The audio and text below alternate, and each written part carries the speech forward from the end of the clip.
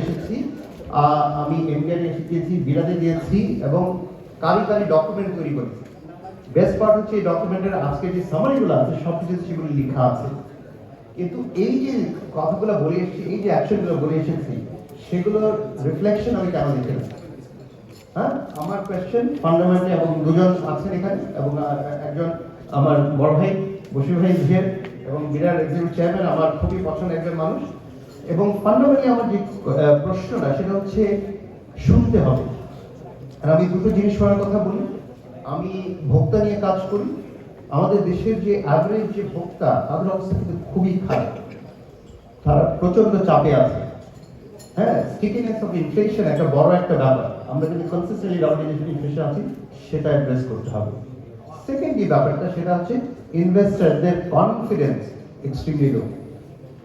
Confidence কারণটা লো হচ্ছে because obviously এটা একটা ইন্টারিম গভর্নমেন্ট, সবসময় কনসার্ন থাকে যে আমি এখন যে পলিসি, যে রিফর্ম আমরা বলছি সেটা পরে থাকবে কিনা। So everybody is apprehensive. এবং ওই ক্যাপিটাল রিয়ালাইজেশনে আমি জানি যেখানে তারা এখনো দেখছে না টু কমিট রিসোর্সেস। তো আমরা যদি অ্যাকশন না নিই, এগুলো চেঞ্জ না করি, এবং এ ব্যাপারে অনেক কথা হয়েছে, আমি শুধু তিনটে জিনিস বলে যাব যে আমাদের কিন্তু খুব ডিফিকাল্ট এবং ডিফারেন্ট ইকোনমিক কন্ডিশনে আছে। Same playbook will not work. এবং